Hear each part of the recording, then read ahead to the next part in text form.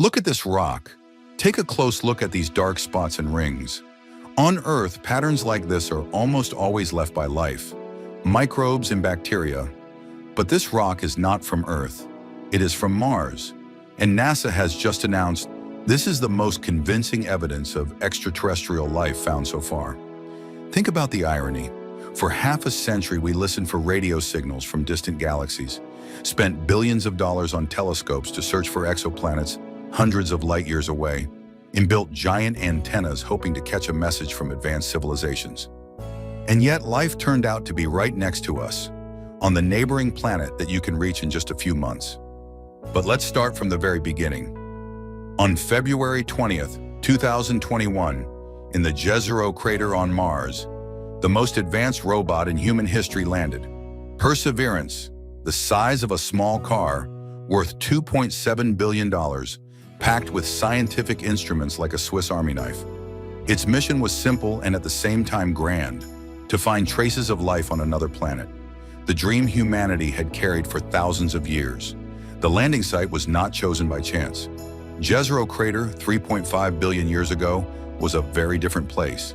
Imagine a body of water the size of a small European country, fed by ancient rivers. They carried silt, sand, and organic matter. Everything that could preserve traces of life for billions of years. If ancient Mars had life, then here in these layered deposits, its imprints should have remained. For 3.5 years, Perseverance methodically studied the Martian landscape. It moved at the pace of a slow walk, only a few hundred meters a day. Every rock was photographed, scanned, and analyzed. The robot drilled into stones, sealed samples in sterile containers, and created a geological map of the ancient lake. It was the work of a space archaeologist searching for traces of an ancient vanished world. And in July 2024, a breakthrough happened. While exploring a formation with the poetic name Bright Angel on the edge of the ancient Neretva River Valley, the robot came across something unusual. Among ordinary Martian stones stood out one with a strange arrowhead shape, covered with white veins and sprinkled with dark little spots. Scientists on Earth immediately realized this was exactly what they were looking for. The rock was named Chayyava Falls after the tallest waterfall in the Grand Canyon, and the mysterious markings were quickly nicknamed poppy seeds and leopard spots. These nicknames turned out to be prophetic. On Earth, exactly such patterns are left by colonies of microorganisms. Perseverance aimed its full set of scientific tools at the find. PXL, an X-ray lithochemistry instrument able to determine the rock's composition down to fractions of a percent. Sherlock, a laser spectrometer that looks for organic molecules. Like detectives at a crime scene, these instruments began to collect the evidence. What they discovered exceeded all expectations. In one small sample, the size of a fist, 3 sacred ingredients of life came together. The first, undeniable traces of water. White veins of calcium sulfate told the story that streams and rivers once flowed here. The second, organic molecules, the carbon compounds that form the basis of all living things. And the third, a source of energy in the form of compounds of iron, sulfur, and phosphorus. It was like finding in an ancient forest a perfect campfire site. Remains of wood, ash, and embers. Everything showing that once there was a fire here. But the most striking thing appeared when the instruments analyzed the dark spots in more detail. Inside those dark spots, scientists discovered 2 minerals with difficult names: vivianite and greigite. For an ordinary person, these are just scientific terms. But for geobiologists, they sounded like a verdict.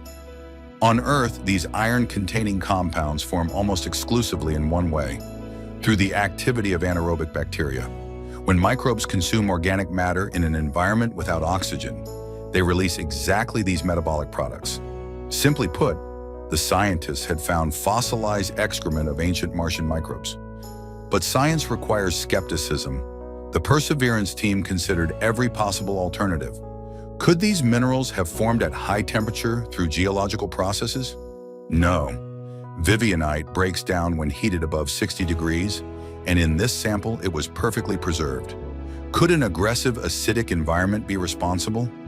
Also know, in that case, the mineral olivine would not have survived since acid dissolves it first. What about some unknown chemical reaction? Theoretically possible, but at the low temperatures of the ancient Martian lake, such processes are extremely unlikely. One after another, non-biological explanations fell away. In the end, as Sherlock Holmes once said, when you have eliminated the impossible, whatever remains, however improbable, must be the truth. For an entire year, the best minds on the planet analyzed the data, checked and rechecked the conclusions, and looked for weak spots in the reasoning. This was not a rushed statement. In September 2025, the study was finally published in Nature, the most prestigious scientific journal in the world. Passing peer review in Nature is like winning an Oscar in the world of science. Random mistakes and hasty conclusions do not make it through there. The conclusion was cautious but revolutionary. We cannot find a reasonable, non-biological explanation for the observed mineral associations and textures. In scientific language, this means, most likely we have found traces of ancient life on Mars. But why is this so important? After all, we are talking about microbes that lived billions of years ago. The reason is that this discovery completely overturns our understanding of life in the universe. Throughout its history, humanity has been tormented by the question, are we alone in space? Back in the 19th century, astronomers thought they saw canals on Mars and attributed them to intelligent Martians. In 1976, the Viking landers carried out the first experiments to search for life on Mars. The results were inconclusive. In 1996, President Clinton announced possible traces of life in the Martian meteorite, ALH 84001. Later, this was disproved. Each time, hopes collapsed. Mars seemed like a lifeless desert, and we, a unique island of intelligence in a dead cosmos. But now the situation has changed completely. If microbes really lived on Mars, then life is not a unique accident that happened only on Earth. It is a natural process that begins everywhere the right conditions exist. Mars is only 55 million kilometers away, our closest neighbor, a planet visible to the naked eye. If life independently appeared on two planets in one star system, then how many living worlds might exist in our galaxy? The math becomes dizzying. The Milky Way contains about 400 billion stars. Many of them have planets in the habitable zone. If life is a common phenomenon, then there could be billions of living worlds. And if simple life is widespread, then somewhere complex and intelligent life must have evolved as well. This discovery completely rewrites the famous Drake equation, the formula used to estimate the number of intelligent civilizations in the galaxy. Before we wondered, does life arise at all? Now the question is different. How many are out there, and how can we make contact with them? Projects to search for extraterrestrial intelligence are getting new momentum. Breakthrough Listen, which scans the sky for technosignatures from advanced civilizations, is gaining new relevance. Research on exoplanets is becoming more urgent. We need to find planets similar to Earth and ancient Mars. The James Webb Space Telescope has already begun analyzing the atmospheres of distant worlds in search of biomarkers. But there are also closer, practical consequences.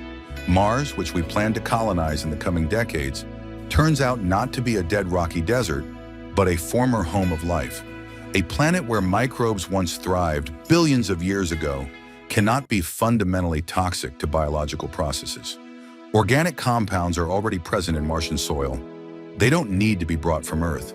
This radically increases the chances of successfully growing food and creating closed ecosystems. Elon Musk's SpaceX, China, NASA, and others are planning to land humans on Mars in the 2030s. Now these plans have an extra motivation. We will not be conquering a hostile world, but bringing life back to a place where it once existed. Psychologically, this is also a revolution.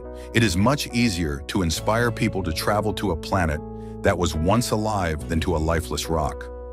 Mars turns from a scientific experiment into the restoration of a lost biosphere. This gives space expansion an almost spiritual dimension. We are not just spreading into the cosmos, we are resurrecting dead worlds. Imagine future Martian cities built on the sites of ancient lakes where microbes once swarmed. Colonists will walk on soil that remembers life. This is a completely different perspective than than trying to settle a sterile desert, and this may only be the beginning. In the solar system, there are several other potentially habitable worlds. Europa, a moon of Jupiter, hides an ocean of liquid water under its icy crust. Enceladus, a moon of Saturn, shoots geysers of subsurface water into space. Titan, another of Saturn's moons, has a thick atmosphere and lakes of liquid hydrocarbons. If life is a common phenomenon, all these worlds become promising targets for exploration. NASA is already planning the Europa Clipper mission to study Jupiter's moon and its subsurface ocean. The Dragonfly project will send a drone helicopter to Titan. Each of these missions could bring new sensational discoveries, but to be completely certain about the Martian find, scientists need to deliver samples back to Earth. Only in our laboratories can isotopic analysis be performed with enough precision to distinguish biological processes from geological ones. We need measurements at the atomic level, three-dimensional mapping on the nanoscale, and searches for complex organic molecules. All the things a robot on Mars, no matter how advanced, cannot do. And here begins the thrilling space race of the 21st century. NASA's original Mars sample return program was supposed to cost $11 billion. Too expensive even for the richest space agency in the world. The program became bogged down in bureaucracy and financial problems. But nature does not tolerate a vacuum. Private companies saw the opportunity and proposed solutions at a fraction of the cost. Rocket Lab, a New Zealand-American company, offers to deliver Martian samples for a fixed price using a simpler single-stage rocket. SpaceX remains silent for now, but is almost certainly preparing something. Meanwhile, China is not standing still. The Tianwen-3 program plans to return samples from Mars as early as 2031. The Chinese are using a leapfrog strategy. Instead of NASA's expensive multi-stage schemes, they are developing simpler but effective solutions. The European Space Agency is also not staying on the sidelines. They are considering their own sample return options, possibly in partnership with private companies. This is wonderful. Competition accelerates progress and lowers costs. It does not matter who delivers the samples first: Americans, Chinese, Europeans, or private companies. The scientific results belong to all of humanity. Space unites us. It does not divide us. Discoveries are made for everyone. And thanks to this multilateral race, we will get a final answer much faster than originally planned. Instead of 2040, already in the early 2030s. Some experts even talk about the possibility of sample return by the end of this decade. Meanwhile, evidence continues to build even without returning samples. Perseverance continues its research and has already found organic compounds in several other locations. Orbital spacecraft are detecting seasonal releases of methane in the Martian atmosphere, a possible sign of active biological or geological processes. The next generation of Mars rovers will be even more advanced. They will be able to drill deeper, analyze with greater precision, and search for more complex biomarkers. Every new mission adds a piece to the overall mosaic, and the picture more and more resembles a living world. Think about what this means for our children. They will be the generation that receives the final answer to humanity's oldest question. The generation that will know for certain, we are not alone in the universe. This will radically change their worldview, their motivation to study science, and their understanding of their place in the cosmos.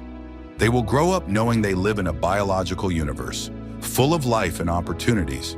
For them, interplanetary travel will not be fantasy, but normal. They will study astrobiology the way we study biology.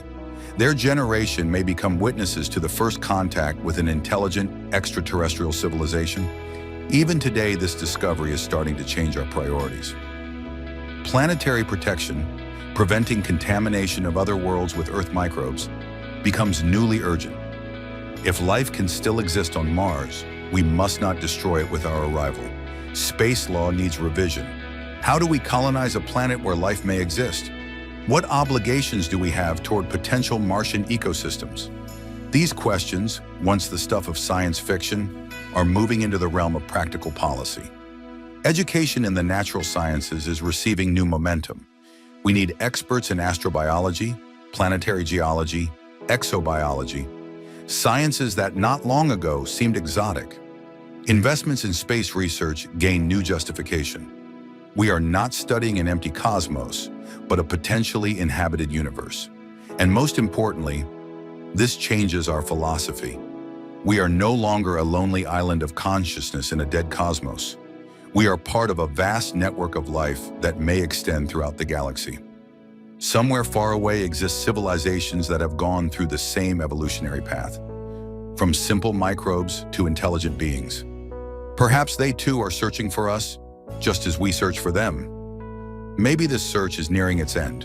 A new generation of radio telescopes, more sensitive detectors, and artificial intelligence for signal analysis. All this brings us closer to the moment when we will hear a voice from space. And now we know, there is definitely someone out there to speak.